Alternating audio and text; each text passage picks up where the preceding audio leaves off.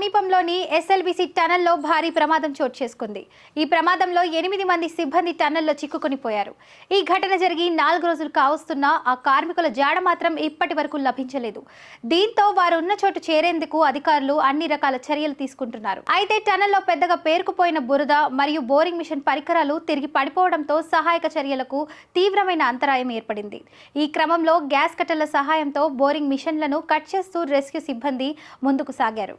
ఇక సిబ్బంది ప్రమాదం జరిగిన ప్రాంతంలో గమనించిన సమయంలో తీసిన వీడియోలు ఇప్పుడు సోషల్ మీడియాలో వైరల్ గా మారాయి. ఆ వీడియోలలో ప్రమాద తీవ్రతను అలాగే పరిస్థితి ఎంత భయంకరంగా ఉందో స్పష్టంగా కనిపిస్తుంది. రెస్క్యూ సిబ్బంది తమ ప్రాణాలను పణంగా పెట్టి లోపలికి వెళ్తున్నట్లు ఈ వీడియోలు చెప్తున్నాయి. ప్రస్తుతం ఈ ప్రమాదం జరిగిన ప్రాంతంలో రక్షణ చర్యలు కొనసాగుతున్నా 96 గంటలైనప్పటికీ ఆందోళన ఉన్న వారి ఆచూకీ ఇంకా లభించలేదు. ఈ నేపథ్యంలో వారి కుటుంబ సభ్యులు తీవ్ర ఆందోళన చెందుతున్నారు. ప్రభుత్వం తరపున NDRF, SDRF, army, navy, NGRI, NHI, DCL, Singareni మరియు ఇతర ప్రైవేట్ సంస్థల సిబ్బంది మొత్తం 584 మందితో సహాయక చర్యలు నిర్వహిస్తున్నారు.